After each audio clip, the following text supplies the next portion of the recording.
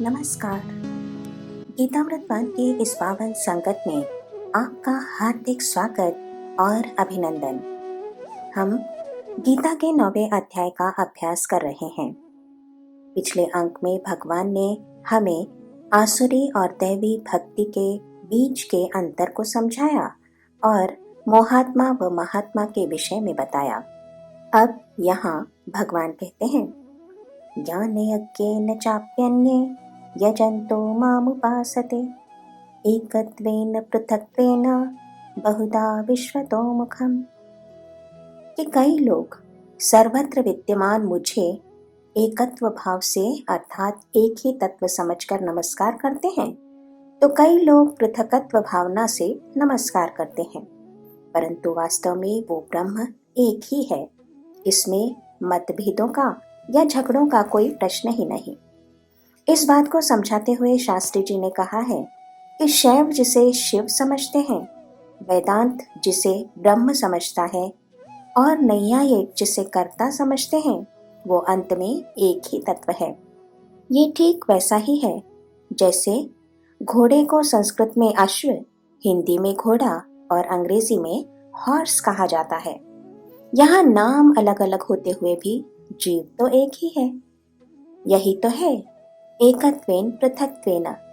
स्वतः के विषय में भगवान कहते हैं कि मैं नियमन करता हूँ। इस जगत का पिता मैं हूँ। पिता हमस्य जगतो माता धाता पितामह वेद्यम पवित्रम ओंकार ऋक्साम यजुरेव च। भगवान ने कहा कि इस जगत का मैं पिता हूँ, माता हूँ और पितामह भी मैं हूँ। यहाँ शास्त्री जी कहते हैं कि ये श्लोक भक्त से परमात्मा के संबंध को बताता है। तत्वज्ञान की दृष्टि से भी ये श्लोक बहुत महत्वपूर्ण है। परमात्मा ने भाव वृत्ति से मनुष्य को अपने निकट लाने के लिए स्वयं अपने मुखार बिंद से ये बताया है कि मैं कौन हूँ। यहाँ शास्त्री जी ने बहुत ही मार्मिक बात कही है कि हम सभी लोग प्रातः काल में त्वमेव माता च पिता त्वमेव त्वमेव बंधु च सखा त्वमेव ये श्लोक कहते हैं, पर क्या कभी हमने इसकी गहराई को समझा है? हमने कभी भी ये विचार किया है कि त्वमेव माता च पिता त्वमेव कहने से हम पर कितनी जिम्मेदारी आ जाती है? परम पिता परमात्मा के प्रति हम कितने जवाबदेह हो जाते हैं, ये सोचा है कभी हमने? नहीं सोचा। क्या करने से मैं सुपुत्र हो सकूंगा, ये सोचे समझे बिना हम त्वमेव माता च पिता त्वमेव कहते रहते हैं। लेकिन यहाँ संपूर्ण ज्ञानी भगवान समझ बूझकर और पूर्ण विश्वास से इस जगत में अपनी भूमिका को हमें समझा रहे हैं कि मैं पिता हूँ। इस संपूर्ण जगत को संस्कार देने वाला मैं हूँ, रक्षण करने वाला मैं हूँ और नियमन करने वाला भी मैं हूँ। और तो और मैं पिता के साथ साथ माता भी हूँ। शास्त्री जी कहते हैं कि परमात्मा का कुछ अलग ही स्वरूप है। बड़े बड़े संतों ने, भक्तों ने अंत में भगवान को माँ कहकर पुकारा है। फिर भगवान ने कहा कि मैं धाता अर्थात धारण करने वाला भी हूँ। यहाँ तो एक एक शब्द के द्वारा भगवान एक निराली ही बात बताना चाहते हैं। धाता शब्द का एक अमूल्य अर्थ है जिसे शास्त्री जी ने एक उदाहरण से समझाया है कि बच्चे बड़े हो जाने पर अलग अलग स्थानों में, शहरों में या फिर अलग अलग देशों में भी रहते हैं।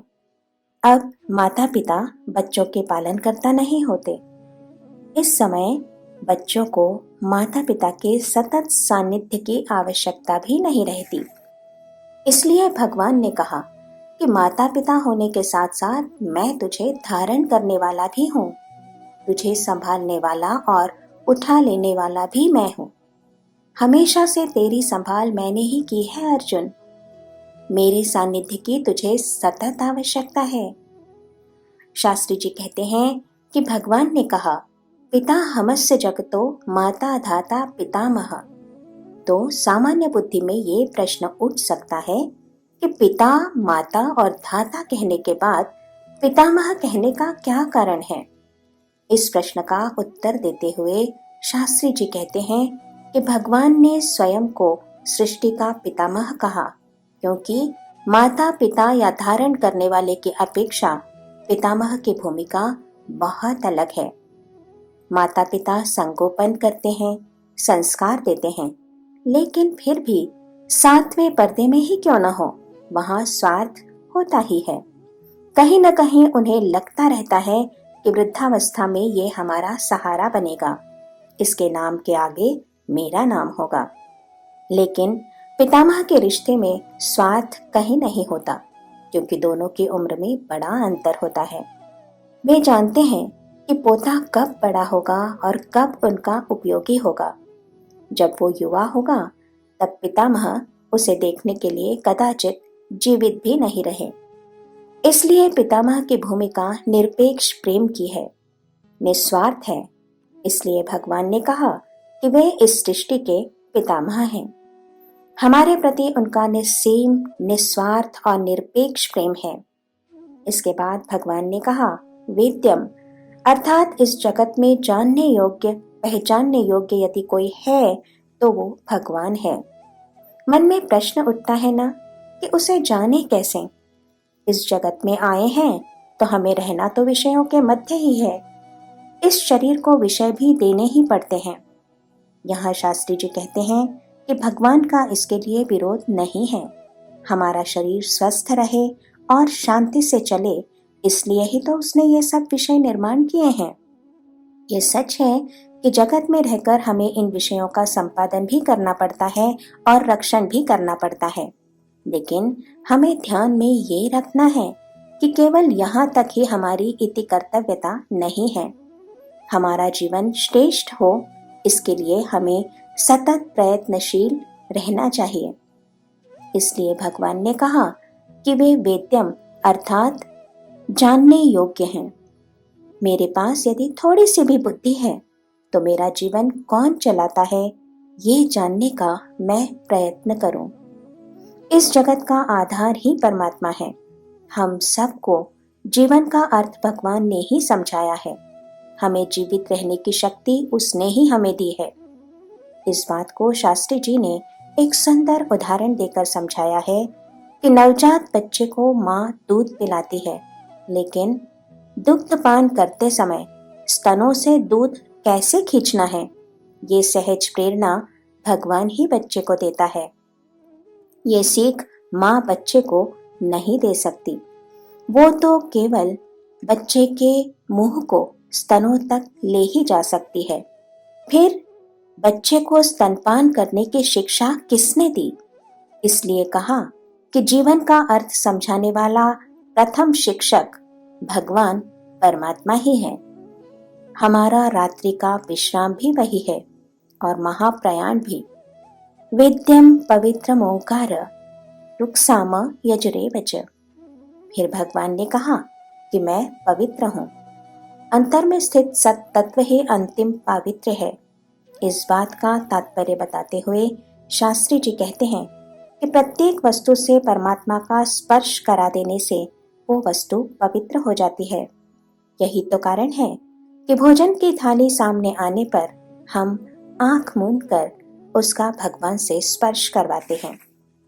संतों के मस्तिष्क में वही सत्तत्व होता है, उनकी आंखों में वही, हृदय में वही, विचारों में वही और फिर उनके कार्यों में भी वही सत्तत्व हमें दिखाई देता है। इसलिए ही उनके चरण स्पर्श कर हम उनके माध्यम से अपने शरीर का संबंध सत्तत्व से कराते हैं। फिर भगवान ने स्वयं को ओंकार कहा। शास्त्री जी कहते हैं कि ओम का नाभि से उच्चार परमात्मा से सीधा संबंध स्थापित करता है। और फिर रुक साम यजुरे वच कि मैं वेद हूँ, ऐसा कहकर भगवान ने स्वयं से संबंध जोड़ने का सीधा रास्ता हमें बता दिया है। जीव को परमात्मा से जोड़ने वाले, उसका बना देने वाले विचार ही वेद होते हैं।